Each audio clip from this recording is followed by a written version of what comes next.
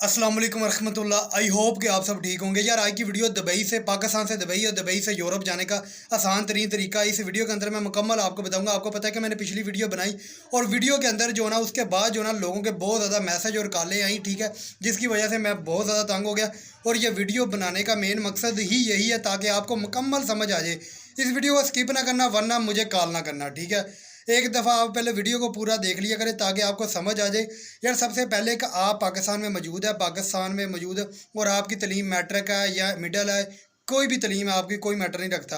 आपका इधर से वीज़ा लगेगा, इंजीनियर का वीज़ा लगेगा, लेबर ऑफिसर का वीज़ा लगेगा, टाइम कीपर का लगेगा और आपका मैनेजर का वीज़ा लगेगा और पार्टनर का वीज़ा। इनमें से कोई भी आपका वीज़ा लग जाएगा। ये हाई कैटेगरी है, यानी कि अगर इस कैटेगरी के वीज़े पर आप दुबई जाते हैं तो दुबई जाने के बाद जब आपका सारा इधर से आपका सारा जो वीज़े की प्राइस है ना वो तो मैं आपको अलग में बताऊंगा। और इधर से आपने वीज़े की प्राइस पे करनी है और टिकट करवानी है, आपने उधर चले जाना। और ये उन भाइयों के लिए भी जो नीचे जो है ना गलत कमेंट्स करना शुरू कर देते हैं, जो अभी तक जो है ना अपने घर से बाहर नहीं निकले होते और लोगों को इन्फॉर्मेशन दे रहे होते हैं ये इस तरह, ये टोपी ड्रामे, ये वो, ठीक है। जब आपको कुछ बात का इल्म ना हो ना तो आपको पता है कि सबसे ज़्यादा जो पाकिस्तान से जो कामयाबी मिली है ना वो इसी तरह मिली है जो दुबई से यूरोप गए हैं, ठीक है। तो यही सबसे आसान और इससे अहम तरीका कोई भी नहीं है इस वक्त। तो आपने जब इधर से दुबई पहुंच जाना, दुबई पहुंचने के बाद आपने आपके पास आपने अपना अकाउंट बनाना। अकाउंट बनाने के बाद जो है ना आपने अपने अकाउंट में अपनी जेब से सैलरी डालनी है।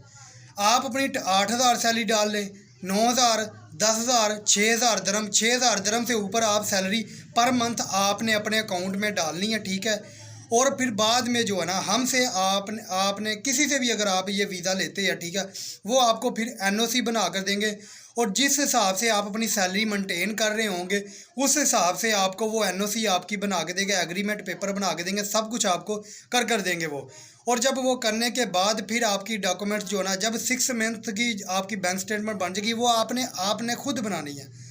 और उस 6 मंथ के दौरान आपने 2 से 3 कंट्रियों का विज़िट कर लेना, जिसके अंदर मलेशिया, थाईलैंड और टर्की, इन तीनों कंट्री का विज़िट करने के बाद जब आपकी 6 मंथ से ऊपर प्लस बैंक स्टेटमेंट हो जाएगी फिर आपने जो है ना 6 मंथ से भी थोड़ा सा ऊपर चले जाएं। और 6 मंथ उस वक्त आपने फ़ारग नहीं बैठना और आप दुबई में मौजूद होंगे। कोई भी हल्का बुल्का काम, यानी कि जो आपने दुबई के लिए पैसे लगाए होंगे वो आपके पास 2 साल का टाइम होगा।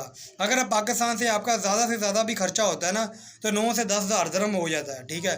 और 9-10 हज़ार दरम आपके पास 2 साल का टाइम भी होता है। अगर पाकिस्तान में बैठे हैं तो किसी भी कंट्री के लिए अप्लाई करते हैं, एक तो आपका टाइम वेस्ट होता है, ऊपर से आप पाकिस्तान में मौजूद होते हैं, ऊपर से आप साइको हो जाते हैं, ऊपर से आपको लॉस ही लॉस होता है। उधर आप जाते हैं, उधर आप साथ में अपनी जॉब भी मेंटेन रखते हैं और आप में आपका साथ में यूरोप की ख्वाहिशात भी पूरी होती है। ये सारा कुछ आपका जो ना प्रोसीजर हो रहा होता है और आपको एक उम्मीद भी होती है। और दूसरी ये बात कि सबसे मेन बात ये कि आप एक आउट ऑफ कंट्री होते हैं। साथ में अगर आप अपने घर वालों का भी हल्का बुल्का रोज़गार खर्चा मर्चा भेजते रहें तो तब भी आपको कोई मसला प्रॉब्लम नहीं होगा। और पाकिस्तान में बैठे अगर आपके पास 25-27 लाख 20 लाख आपने देना है, इस 20 लाख के अंदर जो है ना आप यूरोप सीधा शेंजन कंट्री में जा सकते हैं। और यकीन माने इससे अच्छा रास्ता कोई भी नहीं है।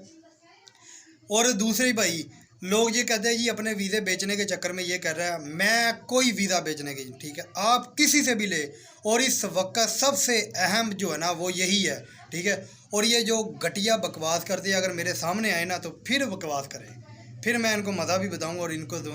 हमारे पाकिस्तानी हमारी जनरेशन जो है ना हमारे लोग इस तरह के हैं, जो इनको सही बात बताता है ना वो इनको जहर लगता है और जो इनको मीठी मीठी बातें और इस तरह के कड़वे सच खाए झूठे ख्वाब दिखाता है ना वो इनको बहुत अच्छा लगता है। और मीठी मीठी बातें इनको बहुत अच्छी है। वैसे भी मीठी मीठी बातों ने तो दीन का भी बेड़ा गर्क किया।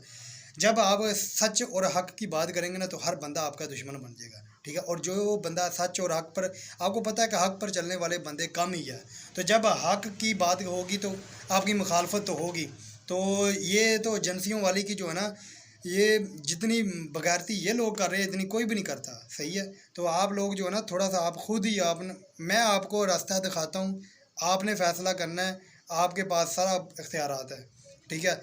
आप माफिया के पास जाना है या आपने खुद रास्ता इख्तियार करके आपने सीधे रास्ते से जाना है। और ये आप एक और बात बता दूँ, अगर यूरोप से जाते हैं तो यूरोप दुबई से यूरोप का वो ये नहीं है कि आपके दुबई से यूरोप का आगे 15 लाख 20 लाख ले। दुबई से यूरोप का आगे जो आपका वीज़ा होगा, यानी कि 2-3 कंट्री का विज़िट करने के बाद आपका जो खर्चा आएगा, उसके बाद भी आपका ज़्यादा से ज़्यादा जो खर्चा है ना, वो 3 से 3500 दरम के अंदर जो है ना, आप 3 कंट्री विज़िट कर भी और चौथी कंट्री यूरोप का डालकर 4,4500 दरम ये, और बाकी जो मेंशन कैटेगरी का वीज़ा होगा वो टिकट टुकट डालकर इतनी बड़ी अमाउंट नहीं बनेगी, ये फिर भी उससे कम होगा और उतने पैसे आपने दुबई में भी कमा लेने हैं। बाकी उम्मीद है कि आपको मुकम्मल समझ आ गई होगी, फिर भी नहीं आई तो फिर तो मर्ज़ी, मैं तो समझा थक गया। अस्सलाम वालेकुम।